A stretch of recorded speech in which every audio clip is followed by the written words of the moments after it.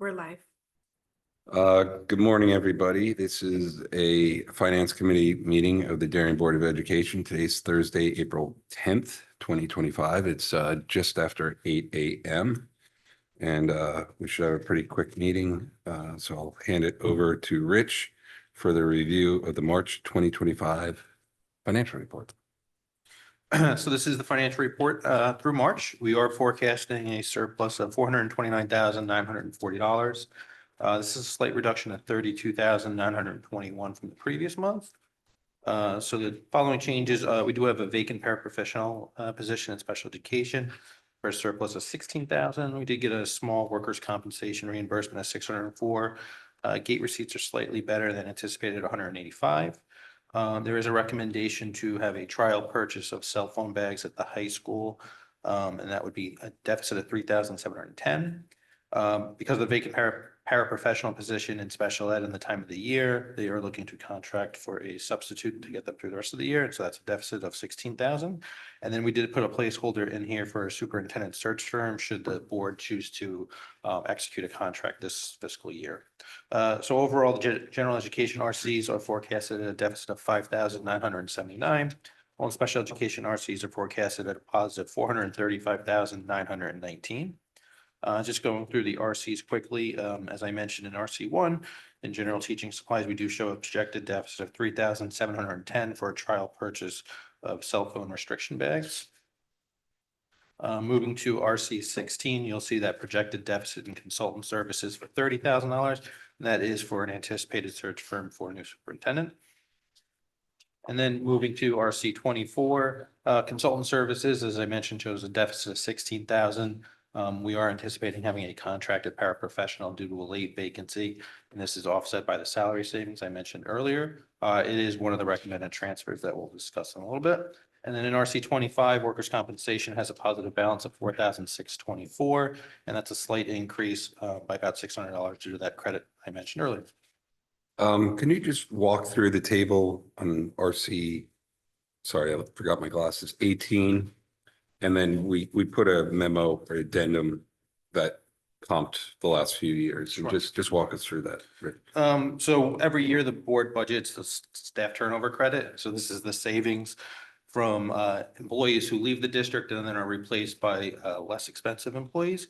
And so the budget for the current year is $378,000. We did have 68 employees leave, so 42 teachers, 2 administrators, a couple unaffiliated employees, and 22 paraprofessionals.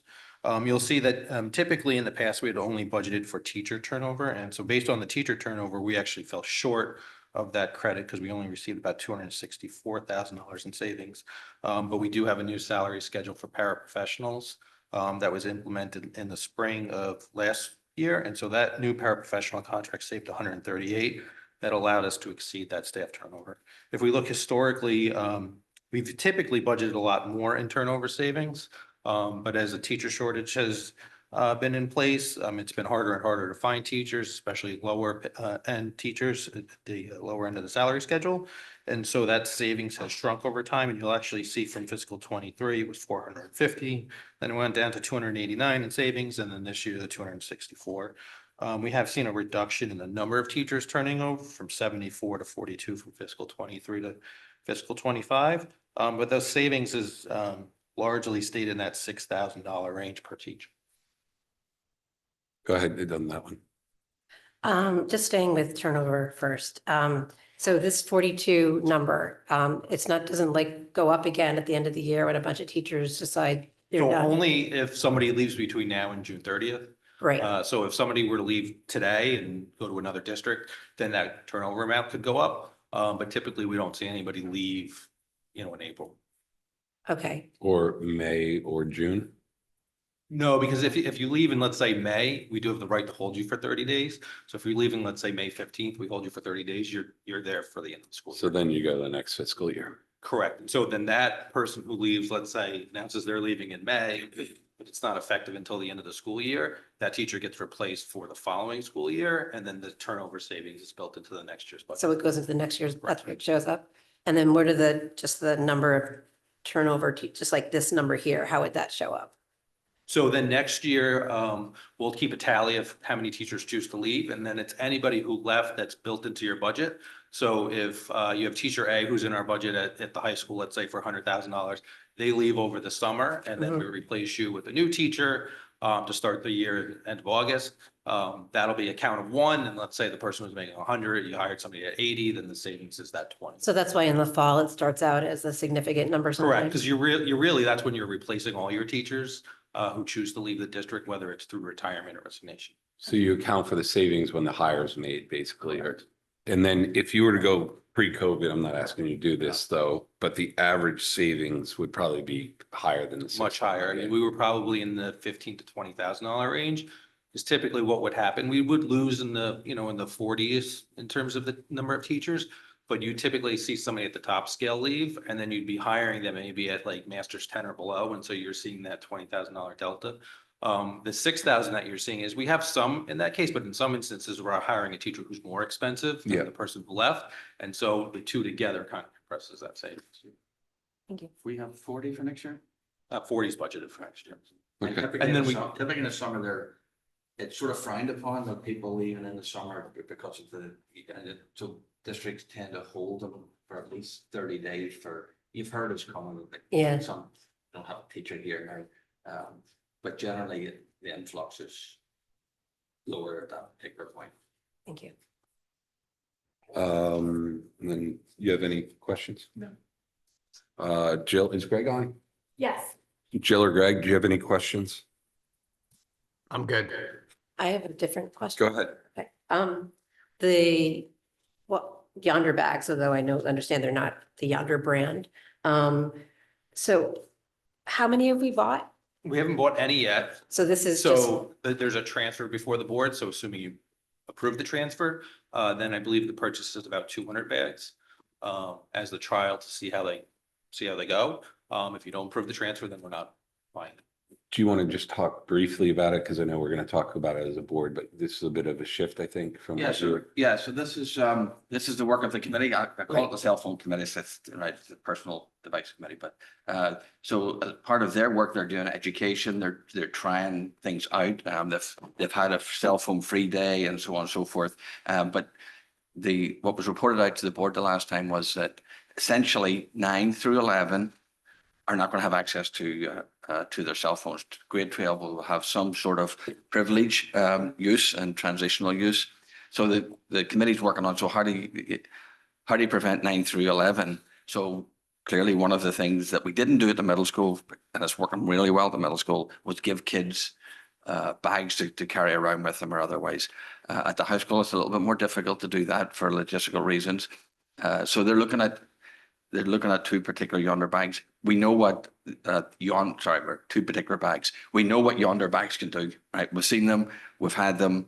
Other schools are using them, so we know what they can do. We have a Generation Faraday bag, which is a cheaper version, actually. It does much the same thing, we think. We're piloting 200 of them from grades 9 through 11 with some teachers and some students. So some of them are lockable. I think there's like 150 lockable and 50 unlockable or the reverse type thing. So that's part of the sort of trial. We're going to come back in May 27th to the board to give them an update. All right, what's the final sort of implementation of the 9 through 11 and the 12th grade? And so they're just trying this out. And so we would have to come back though, potentially for a $17,000 purchase. that was my next question. Or a $40,000 purchase if you went to Yonder Bags. Faraday's about 17, I think. Said that Yonder Bags was about 40,000. So if the board didn't want to do that, then we would have to potentially defer for another year if that's the case. Or we could seek other funding from organizations if we wanted to do that. But that will come back at the 27th meeting and with the recommendation potentially of purchasing this, that, or the other. So to be continued. Right. Okay, perfect. Any other questions? I would just wanted to be clear that you would, if the recommendation is to buy them, you would want to buy them this fiscal year. If the recommendation is to purchase them, we would have to do, would either get them by the purchase of this year's funds, right, Yeah. for next year, or other revenues Okay. potential with the organizations or otherwise. Otherwise, we couldn't do it. The recommendation is probably going to be one of these, most likely. Okay. Okay. And it's a shift though, because and we'll discuss why at the board meeting, but at first. Yeah, the decision hasn't been made, Yeah, right? Correct. No, Yeah. totally. Yeah. So we're just trying to be transparent on the potential. Well, this is a cost That is that correct. we are incurring, and the future will decide, whether or not there's a bigger cost. Yes, great. I have another question. Is Go that ahead. okay? Yeah. In the March reconciliation, I see that you've purchased a lot of play-based learning resources. And I know that it's also in the budget for next year. So I'm just wondering what the difference is between those. Sure. So it's, Dr. Fedigan, identified some additional items that she wanted to purchase. We did have the savings in the standardized testing account. And so that's where the superintendent adjustment came. Great, thank you. Any other questions? Okay, proceed, please. So there are two transfers that we're recommending. The first is for 3,710, and those are for those Generation Faraday cell phone bags. And we are recommending taking the funding from the reimbursement we have from Kerma for workers' compensation. And then the second is really an accounting adjustment, but it does cross broad object series. And so $16,000 into consultant services for special education, with the savings coming from that paraprofessional position of $16,000 as well. I would recommend to the board that they approve the transfers. Seeing general consensus, Greg? Yeah. Okay, perfect. I think that's it, unless anybody wants to go through grants or food service. Okay. I think that's it, right? Yep. Public comment? We have no members of the public in the audience or online. All right, I think we're ready for adjournment. Can I get a motion?